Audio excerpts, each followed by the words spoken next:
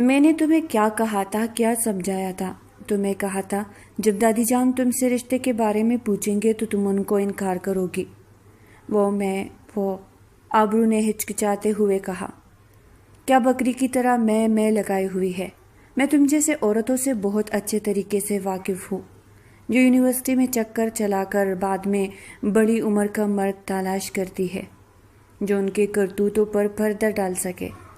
لیکن میری ایک بات کان کھول کر سن لو اور اپنے اس چھوٹے سے دماغ میں بٹھا لو، میں ان مردوں میں سے ہرگز نہیں ہوں۔ جس دن مجھے تمہاری حقیقت کے بارے میں پتہ چلا اسی دن ہی دھکے دے کر اس حویلی سے باہر نکال دوں گا۔ سمجھ میں آ رہی ہے میری بات؟ آبرو جی جان سے لرز اٹھی تھی۔ پلیز مجھے معاف کر دے۔ معافی کی تو کوئی گنجائش ہی نہیں ہے، ابھی تو تم سے بہت سے حساب کتاب بھی باقی ہے۔ کیا کہا تھا تم نے کہ تم مجھ سے نفرت کرتی ہو؟ تم کسی کنویں میں چھلانگ لگا کر مر جاؤ گی، لیکن اب شام صفدر کے ساتھ شادی نہیں کرو گی۔ وہ اس کی بازوں کو دبوچتے ہوئے غصے سے چلاتے ہوئے بولا تھا۔ مجھ سے غلطی ہو گئی ہے، میں جانتی ہوں مجھے ایسا نہیں کہنا چاہیے تھا۔ پلیز معاف کر دے، مجھے ڈر لگ رہا ہے دور ہو جائے۔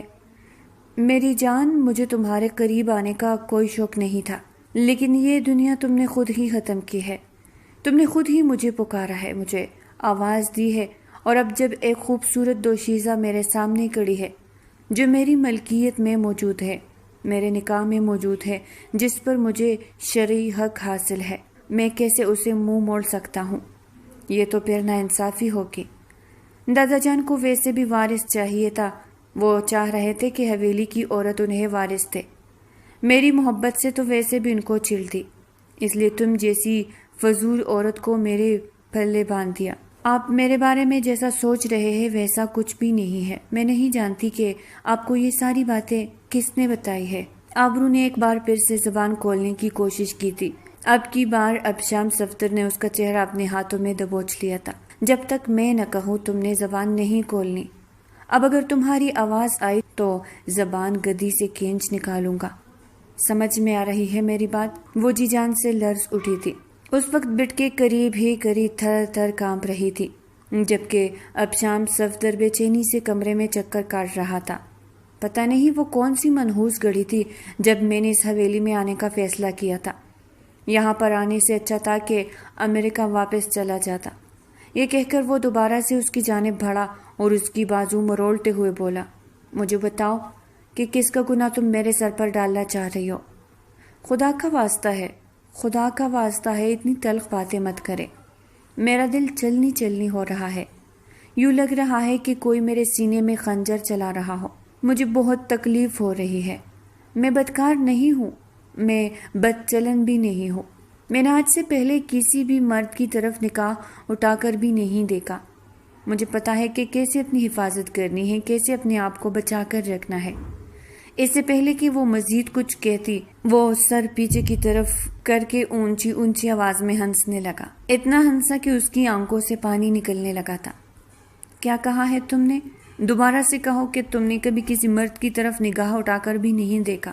تو پھر اس پارٹی کے بارے میں تمہارا کیا خیال ہے جس میں تم ہر چیز سے مکمل طور پر بے نیاز ہو کر ناچ رہی تھی؟ تمہیں دنیا جہان کا کوئی ہوش نہیں تھا۔ میری بات کا یقین کریں، وہ میں نہیں تھی۔ میں ایسا کیسے کر سکتی ہوں؟ آپ میرے بارے میں سب کچھ جانتے ہیں نہیں؟ بی میں تمہارے بارے میں کچھ بھی نہیں جانتا ہوں، اور خبردار جو تم نے مجھ سے اپنے بارے میں کوئی گواہی مانگی۔ مجھے صرف اتنا پتا ہے کہ تمہیں زبردستی میری زندگی میں شامل کیا گیا ہے، اور حویلی والوں کا صرف ایک ہی مقصد ہے کہ تم انہیں وارث دو۔ مجھے بس ان کی خواہش پوری کرنی ہے، اس کے علاوہ میرا تمہارے ساتھ کسی قسم کا کوئی تعلق نہیں ہوگا۔ وہ اس کو جی جان سے لرزنے پر مجبور کر چکا تھا۔ تم 5 منٹ تک میرا انتظار کرو، میں آتا ہوں۔ یہ کہہ کر وہ تیز قدم اٹھاتا ہوا کمرے سے باہر نکل گیا۔ اس کا دل کر رہا تھا کہ وہ یہاں سے کہیں دور بھاگ جائے، ایک ایسی جگہ پر جہاں پر وہ انسان نہ ہو، جبکہ وہ جانتی تھی کہ یہ ناممکن ترین کام ہے، کیونکہ اب وہ انسان اس کی زندگی میں لکھ دیا گیا تھا۔ اب وہ اگر زمین کے نیچے جا کر بھی چھپ جاتی تو وہ انسان اسے زمین کے نیچے سے نکال دیتا۔ یا اللہ میں کیا کروں؟ کیا مجھے اس بارے میں گھر والوں کو بتانا چاہیے؟ کیا میں دادی جان کو جا کر پتہ نہیں معاملہ مزید بڑھ جائے گا؟ دادی جان بھی کچھ نہیں کر سکتی ہے، اور اگر تایا جان کو پتہ چلا تو کہیں ایسا نہ ہو وہ ان کو حویلی سے ہی باہر نکال دے۔ یا اللہ میری مدد فرما، مجھے اس ظالم انسان کے چنگل سے بچا لے۔ وہ اس وقت ڈھیر ساری دعائیں مانگ رہی تھی۔ ڈی ایس پی ابتسام صفدر دوبارہ سے کمرے کے اندر داخل ہوا تھا۔ اس نے ہاتھ میں کوئی چیز اٹھا رکھی تھی، وہ دیکھ نہ پائی۔ جلدی سے جا کر فریش ہو جاؤ، بلکہ رہنے دو، تم یہیں پر ہی بیٹھے رہو، کیونکہ آج رات دادی جان کی خواہش بھی تو پوری کرنی ہے۔ میں تمہیں آج رات اتنا پیار دوں گا کہ دوبارہ تمہارے قریب آنے کی ضرورت ہی نہ پڑے، اور نہ ہی تمہیں یہ تکلیف بار بار اٹھانی پڑے۔ وہ پراسرار انداز میں کہتا اس کی طرف بڑھ رہا تھا۔ وہ تیزی سے پیچھے کی طرف کھسکی، لیکن بیلٹ کے کونے سے ٹکرانے کے باعث بیلٹ پر گر چکی تھی۔ اس نے اپنا بیلٹ نکالا تو وہ سہمے ہوئے لہجے میں سوال کرنے لگی، آپ اسی سے کیا کرنے والے ہیں؟ مجھے زیادہ سوال جواب کرنے والی عورتیں پسند نہیں ہیں۔ میں ان عورتوں کو زیادہ پریفر کرتا ہوں جو خاموشی سے میری بات مانتی ہے اور جو میری ہر بات میں ٹانگ نہیں اڑاتے ہیں۔ تمہیں چونکہ ان چیزوں کے بارے میں پتہ نہیں تھا، اس لیے تمہاری پہلی اور آخری غلطی سمجھ کر میں تمہیں معاف کر رہا ہوں۔ پلیز مجھے مت ماریے گا۔ اس چھوٹی سی لڑکی کو لگ رہا تھا کہ وہ اسے بیلٹ سے مارنے والا ہے اور اپنا بدلہ لینے والا ہے۔ میں ان بزدل مردوں میں سے نہیں ہوں جو عورت کو جسم کی مار دے کر اپنی روح کو تسکین پہنچاتے ہیں۔ میں بس تمہیں بتانا چاہتا ہوں کہ بعض اوقات حد سے زیادہ بہادر بننا اور قربانی دینا انسان کو کتنی بڑی مشکل میں ڈال دیتا ہے۔ یہ کہہ کر وہ اس کے اوپر جھکا۔ اس نے ہاتھوں میں ہتھکڑی اٹھا رکھی تھی، جس کی مدد سے اس نے اس چھوٹی سی لڑکی کے ہاتھ باندھ دیے تھے۔ مجھے تمہاری آواز نہیں آنی چاہیے، کیونکہ تمہاری چیخیں سن کر میں مزید جنونی ہو جاؤں گا، اور یہ میں تمہیں پہلے ایک چھوٹی سی ٹپ دے رہا ہوں۔ پیاری لڑکی، سمجھ میں آ رہی ہے میری بات؟ اس کی کانوں کی لو کو اپنے دانتوں میں دباتے ہوئے وہ اس کی دھڑکنوں کو بے ترتیب کر چکا تھا۔ وہ کسی بھن پانی کی مچھلی کی طرح تڑپنے لگی تھی اور خود کو اسی سے چھڑوانے کی کوشش کرنے لگی تھی، مگر اس جنونی انسان کی گرفت بہت مضبوط تھی۔ اس کو چھوڑنے کی بجائے وہ اس کو اپنے اندر سموتا جا رہا تھا۔ بس بہت ہو گیا ہے، اب اگر تمہارے وجود میں ذرا سی بھی حرکت پیدا ہوئی تو پھر اس کا انجام بہت برا ہوگا۔ میں تم پر ذرا بھی ترس نہیں کھاؤں گا۔ یہ کہہ کر اس نے اسے بٹ پر سیدھا لٹایا اور خود اس پر سوار ہو گیا۔ اس نے اس چھوٹی سی لڑکی پر ایک مکمل سایہ بنایا ہوا تھا۔ اس کے وجود کے نیچے وہ چھپ گئی تھی۔ پلیز پلیز ایسا مت کرے اب شام، میں آپ کے سامنے ہاتھ جوڑتی ہوں۔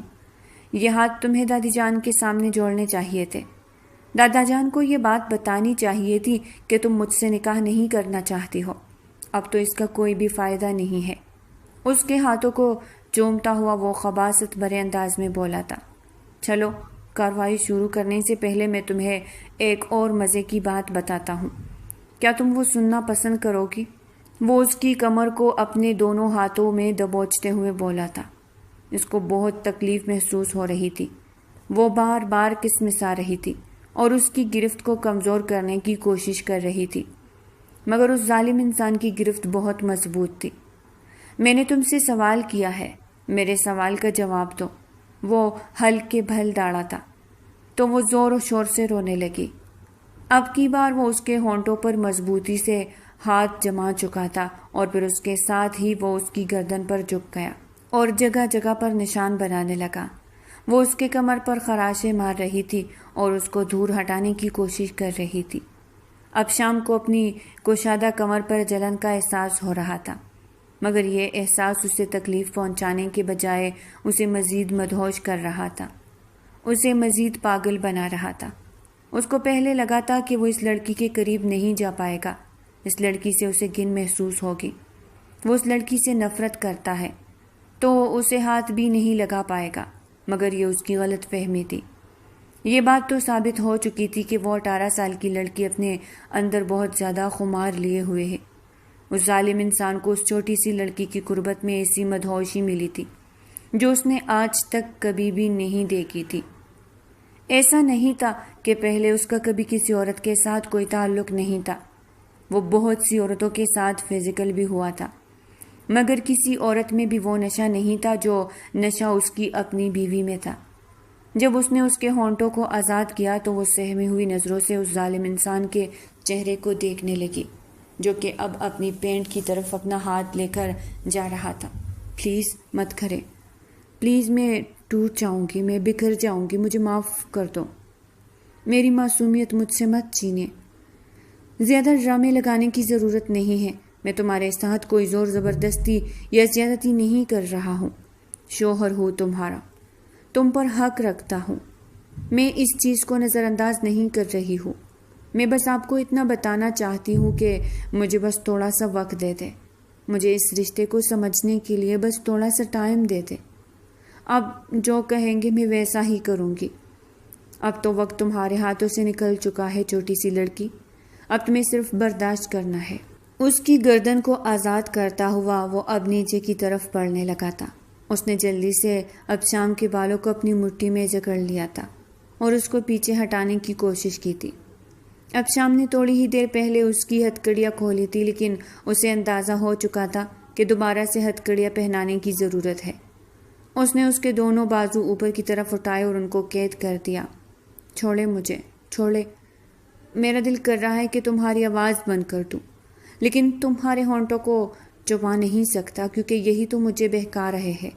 وہ اس کے ہونٹوں پر اپنا انگوٹھا پھیرتے ہوئے جذبات سے چور لہجے میں بولا تھا، جب میں تم سے کھل کر اپنی محبت کا اظہار کروں گا تم بہت ساری چیخیں مارنا، کیونکہ تمہاری چیخیں مجھے تسکین پہنچا رہی ہے۔ اس چھوٹی سی لڑکی کو وہ انسان نہیں پاگل معلوم ہو رہا تھا۔ اب وہ اس کی گردن سے نیچے کی طرف آ گیا تھا اور اس کے سینے کو چومنے لگا۔ اس کی حالت ایسی تھی کہ لگ رہا تھا کہ تھوڑی ہی دیر میں وہ ہوش و حواس بیگانہ ہو جائے گی، اور پھر اس کے بعد اس نے اس کو مکمل طور پر جکڑ لیا۔ اس چھوٹی سی لڑکی کی سسکیوں کی آواز پورے کمرے میں گونج رہی تھی، مگر اس ظالم انسان کو اس پر ذرا بھی ترس نہیں آ رہا تھا۔ وہ اس کے دونوں ہاتھ باندھے اس پر اپنی وحشت لٹا رہا تھا، اور یہ سب کچھ صرف اور صرف اس زبردستی کے تعلق کی وجہ سے ہوا تھا۔ اس معصوم لڑکی کے اس تکلیف میں سب سے بڑا ہاتھ اس کی اپنی خاندان والوں کا تھا، جنہوں نے سب کچھ جانتے بوجھتے ہوئے بھی اس کا نکاح اسے 10 سال بڑے کزن ابشام صفدر سے کروا دیا تھا، جو کہ کسی اور سے محبت کرتا تھا اور اسی سے شادی کرنا چاہتا تھا، مگر دادا جان کے سامنے مجبور ہو گیا تھا۔ دادا جان نے اس کو دھمکی دی تھی کہ اگر تم نے میری بات نہ مانی تو میں تمہیں اپنی جائیداد سے آگ کر دوں گا۔ انہیں وارث چاہیے تھا، لیکن وارث بھی خاندان کی عورت میں سے ہی چاہیے تھا۔ اسی وجہ سے انہوں نے صفدر کا نکاح ابرو سے کروا دیا تھا۔ جب وہ اپنا حق وصول کر کے فارغ ہوا تو وہ اس کے چہرے کو دیکھنے لگا۔ اس کا چہرہ اس وقت آنسوؤں کی وجہ سے تر تھا اور وہ زور زور سے ہچکیاں لیتے ہوئے رو رہی تھی۔ یہ ڈرامے بازی کرنے کی ضرورت نہیں ہے، میں جانتا ہوں کہ تم نے بھی اتنا ہی انجوائے کیا ہے۔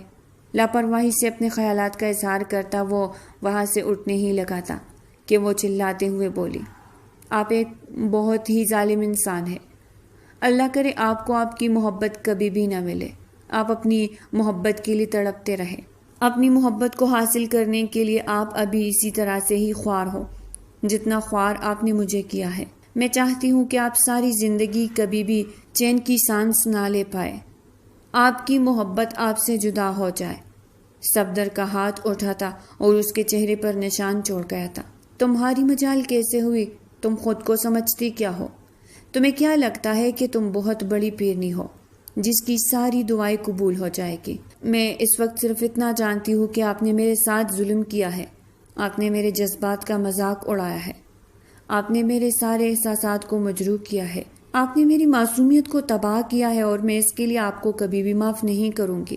میری کوئی غلطی نہیں تھی، مگر اس کے باوجود بھی آپ نے مجھے سزا دی ہے۔ یہ سزا نہیں تھی بلکہ میرا حق تھا جو میں نے تم سے لیا ہے۔ آپ کے لہجے میں صرف اور صرف غصہ تھا، وحشت تھی، جنونیت تھی۔ آپ نے حق نہیں لیا بلکہ آپ نے بدلہ لیا ہے، اور دیکھیے گا کہ آپ اپنے کیے پر بہت زیادہ پچھتائیں گے۔ صفدر نے سب سے پہلے اس کے ہاتھوں کو آزاد کیا اور پھر اس کے بعد فریش ہونے کے لیے چلا گیا۔ اگلے ہی لمحے وہ کمرے سے باہر نکل گیا تھا، جبکہ وہ اپنے ٹوٹتے ہوئے وجود کو سنبھالتی بڑی مشکل سے واش روم تک پہنچی تھی۔ وہ شاور کھول کر نیچے کڑی ہو گئی تھی۔ اس کے آنسو بھی پانی کے ساتھ ساتھ بہتے چلے جا رہے تھے۔ اس کا دل کر رہا تھا کہ اونچی اونچی آواز میں دھارے مار مار کر روئے۔ وہ جس انسان کے منہ سے محبت بھرے گیت سننا چاہتی تھی، جس انسان کے منہ سے اپنے لیے تعریفیں سننا چاہتی تھی، اس انسان نے اس پر بے رحم لفظوں کی نشتر چلائے تھے۔ کیوں ہمیشہ میرے ساتھ ہی ایسا کیوں ہوتا ہے؟ کیوں میں جن سے محبت کرتی ہوں وہ مجھ سے نفرت کرتے ہیں؟ کیوں میں جن کے پیچھے بھاگتی ہوں وہ مجھ سے دور چلے جاتے ہیں؟ یا اللہ، ہمیشہ میرے پسندیدہ انسان مجھ سے کیوں چن جاتا ہے؟ وہ وہی زمین پر بیٹھ گئی تھی۔ اس نے اپنا سر گھٹنوں پر رکھ دیا تھا۔ نہ جانے اس دوران اسے کتنی دیر گزر گئی۔ ہوش کی دنیا میں وہ تب آئی جب دروازے پر دستک ہوئی، اور تب اسے احساس ہوا کہ صبح کے 6 بجنے والے تھے۔ وہ ظالم انسان دوبارہ سے کمرے کے اندر داخل ہو گیا تھا، لیکن اس بار اس نے اس چھوٹی سی لڑکی پر ایک نگاہ بھی نہیں ڈالی تھی اور بیڈ پر جا کر لیٹ گیا تھا۔ ان دونوں کا نکاح بہت ہی سادگی سے ہوا تھا، اور صفدر نے ہی ولیمہ کرنے سے سختی سے منع کر دیا تھا۔ اس نے اپنے دادا جان کو کہہ دیا تھا کہ وہ ابھی اسے پوری دنیا کے سامنے نہیں لانا چاہتا۔ دادا جان بھی چپ کر گئے تھے، کیونکہ پہلے ہی انہوں نے اپنے پوتے کو بڑی مشکل سے سمجھایا تھا۔ وہ ناشتے کی ٹیبل پر جیسے ہی جا کر بیٹھی تھی، اس کی ساس نے اسے گزشتہ رات کے حوالے سے سوال کیا تھا۔ انہوں نے سرسری انداز میں پوچھا تھا۔ وہ اس کے چہرے کے تاثرات نوٹ کر رہی تھی اور اندازہ لگانے کی کوشش کر رہی تھی کہ اس چھوٹی سی لڑکی کے دل میں کیا چل رہا ہے، اور وہ کون سی بات چھپانے کی کوشش کر رہی ہے۔ تم مجھے ٹھیک نہیں لگ رہی ہو، انہوں نے پیار سے اس کے چہرے کو چھوتے ہوئے کہا۔ آپ کو غلط فہمی ہوئی ہے، میں بالکل ٹھیک ہوں۔ آنسو کا پندہ اس کے گلے میں ہی اٹک گیا تھا۔ کیا اس نے تم پر غصہ کیا؟ نہیں، انہوں نے تو مجھ پر غصہ نہیں کیا۔ وہ تو بہت اچھے ہیں، وہ تو میرا بہت خیال کرتے ہیں۔ آپ جیسا سمجھ رہی ہے ویسا کچھ بھی نہیں ہوا۔ ہم دونوں میں سب کچھ نارمل ہے، اگر تم کہہ رہی ہو تو ویسا ہی ہوگا۔ ویسے مجھے امید نہیں ہے۔ دیکھو میری بیٹی، میں جانتی ہوں کہ میرے بیٹے کو سمجھنا دنیا کا سب سے مشکل ترین کام ہے، اور میں یہ بھی جانتی ہوں کہ وہ بہت ضدی ہے۔ جب تک وہ اپنی ضد پوری نہ کر لے تب تک وہ چین سے نہیں بیٹھتا۔ لیکن اب تم اس کی بیوی ہو، تمہیں اس کو سمجھنا ہوگا، اور اگر تم چاہو تو اس کو چینج بھی کر سکتی ہو۔ تم اس کو جیسا چاہے ویسا بنا سکتی ہو۔ ایسا ممکن نہیں ہو سکتا تائی جان، انسان کی فطرت کبھی بھی نہیں بدلتی ہے۔ میں ان کو چینج نہیں کر سکتی۔ اگر میں نے ایسی کوشش کی تو میں خود ٹوٹ جاؤں گی۔ آخری بات اس نے دل میں کہی تھی۔ بعد میں اس کے کزنیں بھی اسے چھیڑ رہی تھی اور اسے منہ دکھائی کے بارے میں پوچھ رہی تھی۔ ابھی تک تو انہوں نے کچھ بھی نہیں دیا۔ وہ مجھے کہہ رہے کہ آج رات کو وہ میرے لیے ڈائمنڈ رنگ لائیں گے۔ وہ جو کمرے میں داخل ہونے لگا تھا، اندر سے آنے والی آوازوں کو سن کر ٹھٹک کر اپنی جگہ پر رک گیا اور طنزیہ انداز میں مسکرا دیا۔ اس کو لگتا ہے کہ میں اس کو ڈائمنڈ رنگ دوں گا، اس کی اتنی اوقات، اس نے تنفر بھرے انداز میں سوچا تھا۔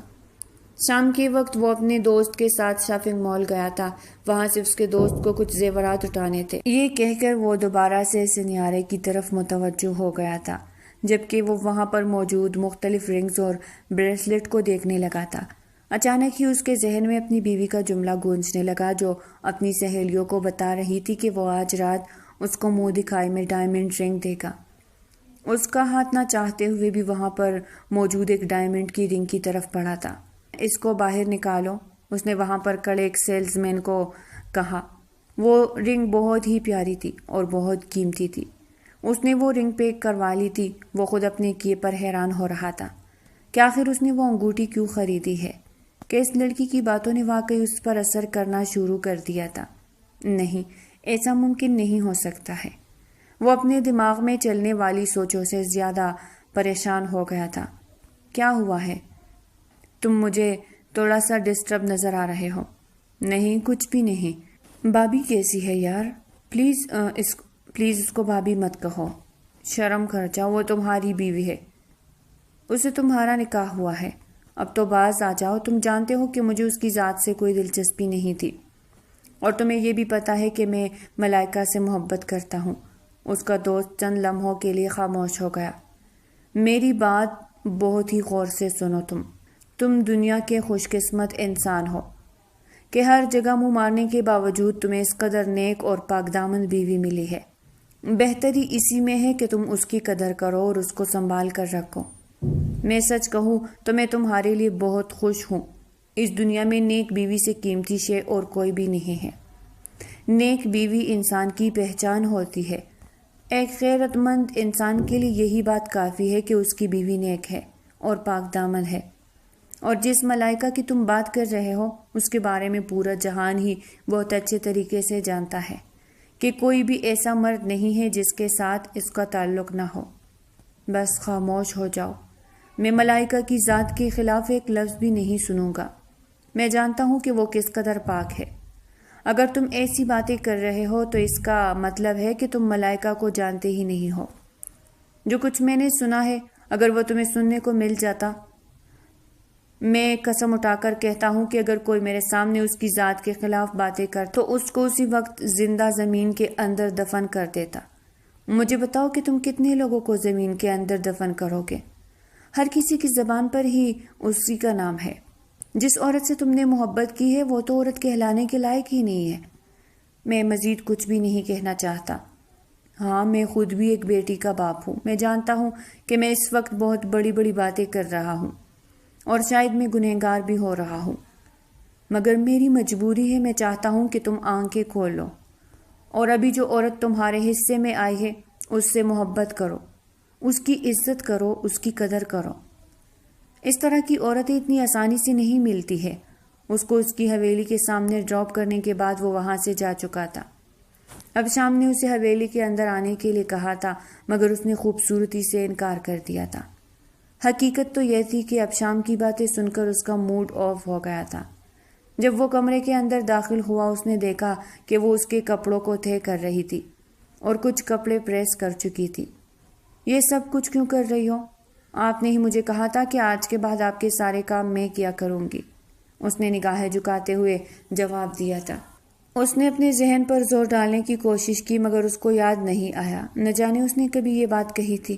اس نے اپنی جیب سے انگوٹھی نکالی اور اس کے حوالے کر دی۔ یہ کیا ہے؟ یہ تمہاری منہ دکھائی ہے۔ میں نہیں چاہتا کہ تم اپنی سہیلیوں کے سامنے میری برائیاں کرو۔ تمہیں تو پتہ ہے کہ مجھے اپنی ریپوٹیشن کا کتنا خیال ہے۔ اس سے نگاہیں چراتے ہوئے وہ چھوٹی سی ڈبی اس کے حوالے کر چکا تھا اور پھر لمبے لمبے ڈگ بھرتا ہوا کمرے سے باہر نکل گیا تھا۔ جب اس نے وہ ڈبی کھولی تو وہ حیران ہو گئی کیونکہ اس میں واقعی ایک ڈائمنڈ رنگ موجود تھی اور یہ اس کا خواب بھی تھا کہ وہ اپنے شوہر سے منہ دکھائی میں ڈائمنڈ رنگ لے۔ اور پھر اس شام اس نے بڑی بڑی کہانیاں بنا کر اپنی سہیلیوں کو سنائی تھی اور ان کو امپریس کرنے کی کوشش کر رہی تھی۔ اب شام تھوڑی ہی فاصلے پر بیٹھا اس کی حرکتوں کو ملاحظہ فرما رہا تھا جب اسے دادا جان کی آواز سنائی تھی۔ برخوردار، مجھے لگ رہا ہے کہ میرا فیصلہ غلط نہیں تھا۔ اس نے ایک سانس خارج کی۔ ابھی تو میں اس بارے میں کچھ بھی نہیں کہہ سکتا ہوں۔ جب تھوڑا سا وقت گزرے گا تو پتہ چلے گا کہ کس کا فیصلہ ٹھیک تھا اور کس کا فیصلہ غلط تھا۔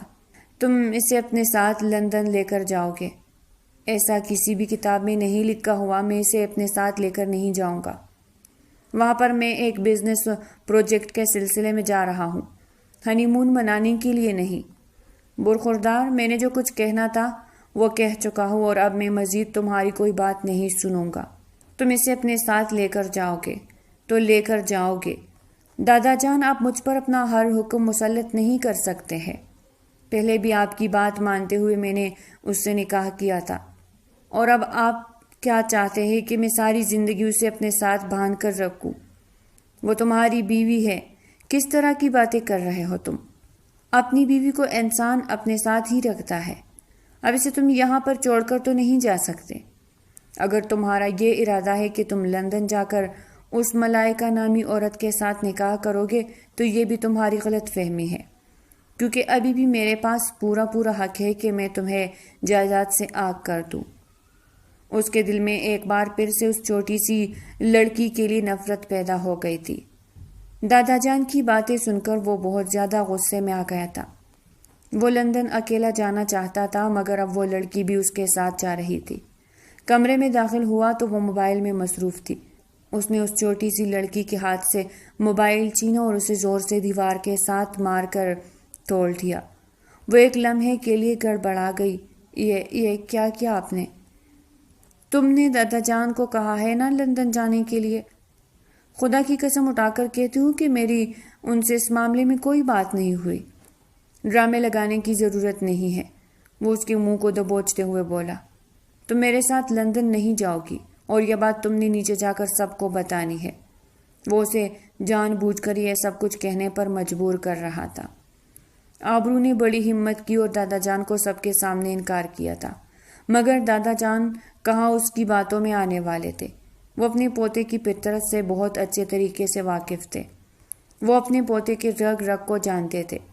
اپنی پوتی کی حالت دیکھ کر ان کو اندازہ ہو گیا تھا کہ اسے کون مجبور کر رہا ہے۔ میری بیٹی، میں تمہارے فیصلے کا احترام کرتا ہوں، لیکن میرا مشورہ یہی ہے کہ تم اپنے شوہر کے ساتھ ہو جاؤ۔ اور میں صرف مشورہ نہیں دے رہا، بلکہ میں تمہیں بھیجوں گا بھی۔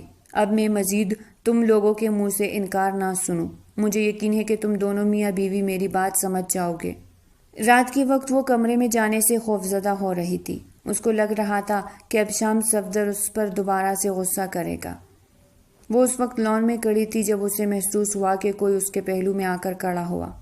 ڈرتے ڈرتے اس نے گردن اٹھائی۔ اس کا ڈر حقیقت میں تبدیل ہو گیا تھا۔ آپ نے دیکھا نا، میں نے دادا جان کو منع کیا تھا، مگر انہوں نے میری بات نہیں سنی۔ اس نے معصومیت سے آنکھیں ٹمٹماتے ہوئے کہا۔ ہاں، میں نے دیکھا ہے۔ تم مجھے بتاؤ کہ اب ہمیں کیا کرنا چاہیے۔ میں آپ کی بات سمجھی نہیں ہوں۔ تم جانتی ہو کہ میں تمہیں بیوی نہیں بنانا چاہتا، اور نہ ہی اپنی بیوی کے روپ میں پوری دنیا سے متعارف کروانا چاہتا ہوں۔ میں بس تم سے ایک وارث چاہتا ہوں، تاکہ وہ دادا جان کے حوالے کر کے میں چین سے اپنی زندگی انجوائے کر سکوں۔ کیا وارث کے بعد آپ مجھے چھوڑ دیں گے؟ اس نے کانپتی ہوئی آواز میں سوال کیا تھا۔ ہاں، میں تمہیں طلاق دے دوں گا۔ یہ الفاظ نہیں تھے، بلکہ پگھلا ہوا سیسا تھا جو کسی نے اس کے کانوں میں ڈالا تھا۔ آپ میرے ساتھ ایسا کیسے کر سکتے ہیں؟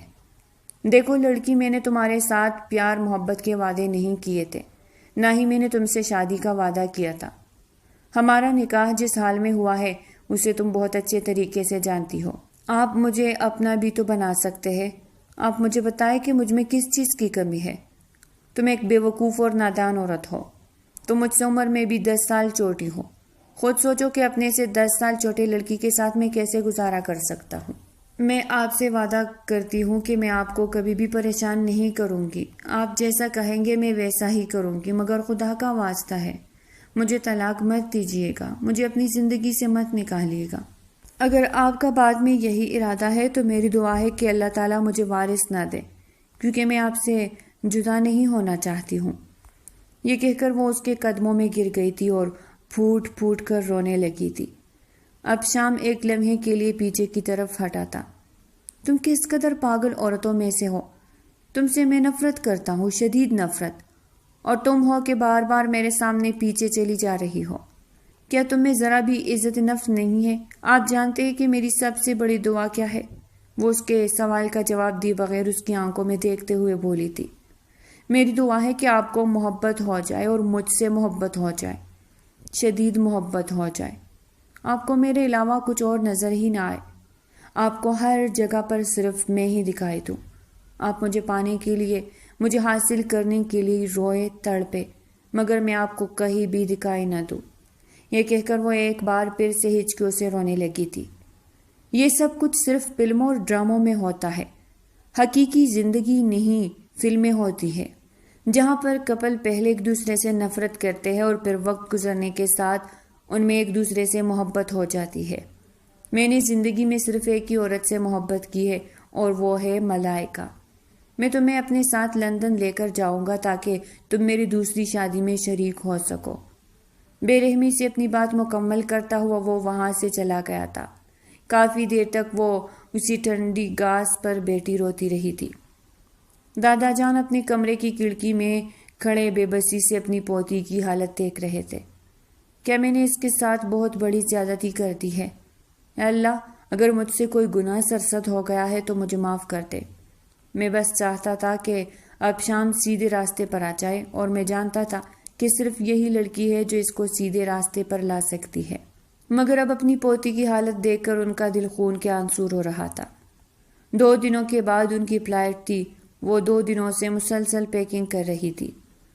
اب شام صاحب کی چیزیں ختم ہونے کا نام ہی نہیں لے رہے تھے، جبکہ اس نے اپنے چند جوڑے ہی پیک کیے تھے، اور اس کے علاوہ ضرورت کی کچھ اشیاء تھی۔ وہ اپنے شوہر کے ساتھ لندن جا رہی تھی تاکہ وہ اس کی دوسری شادی میں شریک ہو سکے۔ یہ سوچ کر وہ زخمی انداز میں مسکرا دی تھی۔ میں کس قدر بدقسمت عورت ہوں۔ شاید مجھ سے بڑی بدقسمت عورت اس دنیا میں کوئی بھی نہیں ہوگی۔ اس کا دل ایک بار پھر سے تکلیف سے بھر گیا تھا۔ کن سوچوں میں گم ہو گئی ہو؟ جلدی سے چلو، ہماری فلائٹ نکل جائے گی۔ شوہر کی بات سن کر وہ ہوش کی دنیا میں آئی تھی۔ اس نے ایک نظر اپنے شوہر کو دیکھا تھا جو کہ اس کی طرف ہی غور سے دیکھ رہا تھا۔ ان دونوں کی نگاہیں ایک لمحے کے لیے ملی تھی۔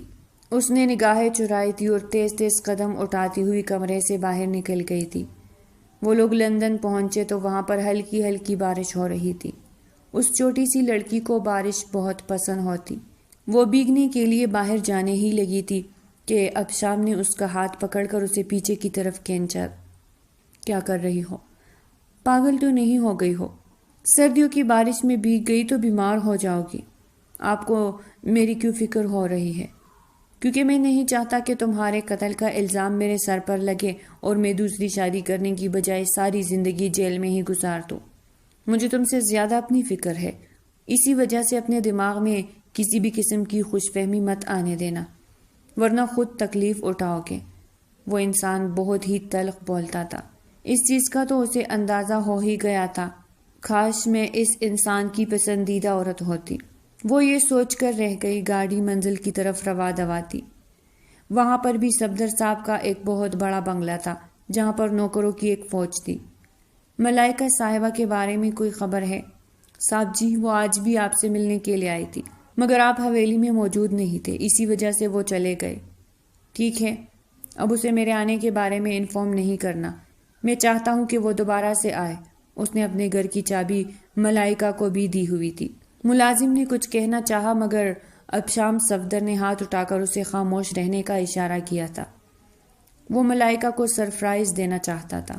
اس کی غیر موجودگی میں ملائکہ ہی اس بڑے سے بنگلے میں رہتی تھی اور اس کی گاڑیاں بھی استعمال کرتی تھی۔ اب شام کو کوئی مسئلہ نہیں تھا، بلکہ وہ تو اپنی گرل فرینڈ پر لٹا کر خوش ہوتا تھا، مگر اس کے وہم و گمان میں نہیں تھا کہ اس کی گرل فرینڈ اس کے ناک کے نیچے کیا کر رہی ہے۔ اس کے سب دوستوں نے بھی اس کو بتایا تھا، مگر وہ ان کی باتوں پر یقین کرنے کے لیے تیار نہیں تھا۔ وہ ایسا انسان تھا کہ جب تک اپنی آنکھوں سے دیکھ نہیں لیتا تھا تب تک کسی بات پر بھروسہ نہیں کرتا تھا۔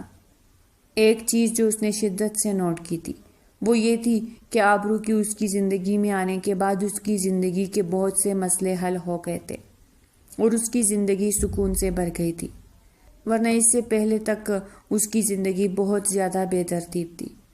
کسی چیز کا کوئی ہوش نہیں ہوتا تھا، یہاں تک کہ اسے اپنا بھی کوئی خیال نہیں ہوتا تھا۔ وہ روز صبح اٹھ کر پہلے اس کے لیے اس کا پسندیدہ ناشتہ بناتی تھی اور پھر اس کے بعد اس کے چھوٹے چھوٹے کام کرتی تھی۔ اب اس کو اپنے کپڑے بھی پریس ملتے تھے اور اس کا کمرہ بھی صاف ہوتا تھا۔ اسے اپنی زندگی یکدم ہی بہت اچھی لگنے لگی تھی۔ روز رات کو جب وہ گھر واپس جاتا تھا تو وہ اس کے انتظار میں بیٹھی ہوئی ہوتی تھی۔ یہ دیکھ کر اسے انجانی سی خوشی محسوس ہوتی تھی، مگر آبرو جانتی تھی کہ یہ سب کچھ وقت ہی ہے۔ بہت جلد ہی یہ خوبصورت لمحات ختم ہو جائیں گے اور پھر تلخ حقیقت اس کا سامنا کرے گی۔ اس دن موسم بہت زیادہ خوشگوار تھا۔ آسمان پر کالے بادل چھائے ہوئے تھے اور امکان تھا کہ تھوڑی ہی دیر میں تیز بارش شروع ہو جائے گی۔ وہ اپنے کمرے کی کھڑکی میں کڑی بادلوں سے بھی بھرے ہوئے آسمان کو دیکھ رہی تھی جب اس کی نظر پورچ میں رکتی ہوئی ایک گاڑی پر پڑی تھی۔ وہ گاڑی اب شام کی گاڑی جیسی ہی تھی، مگر اس کا رنگ چینج تھا۔ وہ پنک کلر کی گاڑی تھی۔ اس میں سے لڑکی نکلی جو کافی ماڈرن تھی اور حد سے زیادہ خوبصورت تھی، مگر وہ آبرو کے مقابلے میں کچھ بھی نہیں تھی۔ وہ اکیلی نہیں تھی بلکہ اس کے ساتھ ایک اور نوجوان بھی موجود تھا۔ وہ اس کا ہاتھ پکڑ کر حویلی کے اندر داخل ہو گئی۔ یوں لگ رہا تھا جیسے ان کے درمیان کوئی مضبوط رشتہ ہو۔ اس کو شدت سے کچھ غلط ہونے کا احساس ہوا۔ نہ جانے اس کے دل میں کیا آیا، اس نے موبائل اٹھا کر اپنے شوہر کو کال کر دی اور اگلے 15 منٹ میں وہ وہاں پر آ گیا تھا۔ اس نے آبرو کو سختی سے منع کر دیا تھا کہ تم اپنے کمرے سے باہر مت نکلنا، میں نہیں چاہتا کہ تمہارا اس سے سامنا ہو۔ ابھی میں نے اس کو تمہارے بارے میں کچھ بھی نہیں بتایا ہے، میں تھوڑے عرصے کے بعد اسے ساری حقیقت بتاؤں گا۔ آبرو پہلے ہی اپنے آپ کو ذہنی طور پر تیار کر چکی تھی۔ اس نے اپنے آپ کو بھی سمجھا لیا تھا کہ اب کچھ بھی ہو جائے وہ دونوں کبھی بھی ایک نہیں ہو سکتے ہیں، ان دونوں کو جدا ہی ہونا ہے۔ وہ واپس پاکستان جانے کی تیاریاں کر رہی تھی جب باہر سے آنے والے شور کو سن کر بری طرح سے گھبرا گئی۔ ہلکا سا دروازہ کھولا تو باہر سے چیخنے چلانے کی آوازیں سنائی دے رہی تھی۔ ایک لڑکی تھی جو کہ اونچی اونچی آواز میں رو رہی تھی اور اپنی صفائیاں پیش کرنے کی ناکام کوشش کر رہی تھی، لیکن وہاں پر کھڑا ابشام اس وقت اپنے ہوش میں نہیں لگ رہا تھا۔ اگلے ہی لمحے اس کا ہاتھ اٹھا اور ملائکہ کے چہرے پر نشان چھوڑ گیا۔ میں سوچ بھی نہیں سکتا تھا کہ تم اس حد تک گر جاؤ گی۔ میں نے تم پر اندھا اعتماد کیا، پوری دنیا تمہارے خلاف تھی مگر میں تمہارے ساتھ کھڑا رہا کیونکہ میں تم پر یقین کرتا تھا۔ مجھے پتا تھا کہ تم مجھے دھوکہ نہیں دے سکتی، اور یہی میری سب سے بڑی غلط فہمی ثابت ہوئی۔ تم نے میری پیٹھ پر خنجر گھونپا ہے اور اس کے لیے میں تمہیں کبھی بھی معاف نہیں کروں گا۔ اس نے اپنے گارڈز کو اشارہ کیا کہ وہ ان دونوں کو دھکے دے کر وہاں سے نکال دے۔ اس نے ملائکہ کو دی ہوئی اپنی گاڑی بھی واپس لے لی تھی اور ملائکہ سے گھر کی چابی بھی چھین چکا تھا۔ ان کے جانے کے بعد وہ چھوٹے چھوٹے قدم اٹھاتے ہوئے اپنے شوہر کے پہلو میں جا کر کھڑی ہو گئی۔ یہ بھی تو ہو سکتا ہے کہ یہ سب کچھ نظر کا دھوکہ ہو۔ اس کی اصلیت کے بارے میں مجھے 1 ہفتہ پہلے ہی پتہ چل گیا تھا۔ جب میں یہاں پر آیا تھا پہلے ہی دن مجھے پتہ چلا تھا کہ وہ مجھے دھوکہ دے رہی ہے۔ میرے پاس ساری ثبوت بھی موجود تھے کہ میں اسے رنگے ہاتھوں پکڑوں، اسی وجہ سے میں خاموش تھا۔ یہ سن کر اس چھوٹی سی لڑکی نے کندھے اچکا دیے تھے۔ اگلے کچھ دنوں میں اس کی طبیعت بہت زیادہ خراب رہنے لگی تھی۔ اب شام صفدر اسے ڈاکٹر کے پاس لے کر گیا۔ جو خبر سننے کو ملی وہ دونوں کے لیے بہت ہی خوشگوار تھی۔ وہ امید سے تھی اور حویلی کو وارث دینے والی تھی۔ اس دوران اس کا شوہر اس کا بہت زیادہ خیال رکھتا تھا، اس کو زمین پر قدم رکھنے کی اجازت نہیں دیتا تھا۔ وہ ہر وقت اس کے آگے پیچھے ہی گھومتا رہتا تھا۔ آفس سے واپس آنے کے بعد بھی اپنا زیادہ وقت اس کے ساتھ ہی گزارتا تھا، لیکن اب وہ پہلے کی طرح اسی سے باتیں نہیں کرتی تھی۔ اب وہ پہلے کی طرح اظہار محبت نہیں کرتی تھی اور نہ ہی وہ پہلے کی طرح اس کے پیچھے بھاگتی تھی۔ کیا میں واقعی اس کے دل سے اتر گیا ہوں؟ اب شام صفدر نے خود سے سوال کیا، اور جب یہی سوال اس نے اس چھوٹی سی لڑکی سے پوچھا تو آبرو نے کندھے اچکا دیے تھے۔ ہاں، آپ میرے دل سے اتر چکے ہیں اور اب دوبارہ کبھی بھی میرے دل میں وہ جگہ حاصل نہیں کر پائیں گے جس کے آپ حقدار تھے۔ آپ نے مجھے تکلیف پہنچائی ہے، مجھے توڑا ہے، اور اب آپ کو کبھی بھی پہلی والی آبرو نہیں مل سکتی۔ آپ کو تو کبھی خواہش بھی نہیں تھی، آپ تو اپنی زندگی میں بہت خوش اور مگن تھے۔ آپ نے ہی مجھے کہا تھا کہ آپ کو میرے آنے یا جانے سے کوئی بھی فرق نہیں پڑتا ہے۔ تم ابھی بھی میرے نکاح میں موجود ہو، تم میری بیوی ہو، یہ بات مت بھولو۔ نہیں، اس بات سے نگاہیں نہیں چرا رہی ہوں۔ نہیں، اس بات سے نگاہیں نہیں چرا رہی ہوں۔ میں بس آپ کو اتنا بتا رہی ہوں کہ یہ رشتہ صرف اور صرف اس وقت تک قائم رہے گا جب تک یہ بچہ اس دنیا میں نہیں آ جاتا۔ جس دن یہ بچہ اس دنیا میں آ گیا اس دن آپ مجھے طلاق دے دیں گے یا پھر میں خود آپ سے ڈیورس لے لوں گی۔ اتنی بڑی بات وہ اتنی آسانی سے کہتے کہ صفدر نے کبھی اپنے وہم و گمان میں بھی نہیں سوچا تھا۔ یہ بات بھی حقیقت تھی کہ جب سے وہ اس کے ساتھ لندن میں آیا تھا وہ اس کو پسند کرنے لگا تھا۔ وہ نہ چاہتے ہوئے بھی اس کی ذات میں دلچسپی لینے لگا تھا۔ وہ اس کو صرف اور صرف تنگ کرنے کے لیے ڈانٹتا تھا۔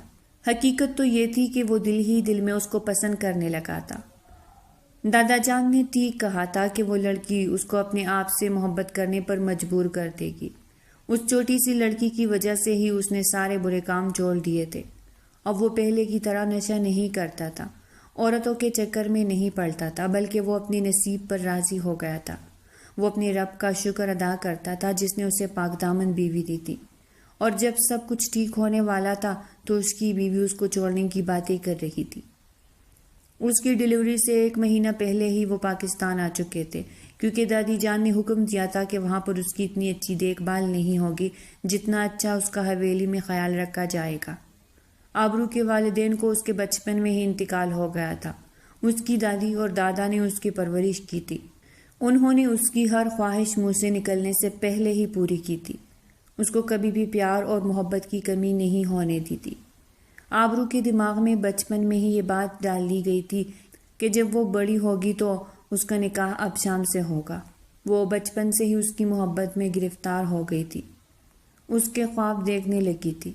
وہ اس کے علاوہ کسی اور کے بارے میں سوچ بھی نہیں سکتی تھی، لیکن جب ان دونوں کا نکاح ہوا تو اس پر ایک ایسا راز اشکار ہوا جس کے بارے میں اس نے کبھی وہم و گمان میں بھی نہیں سوچا تھا۔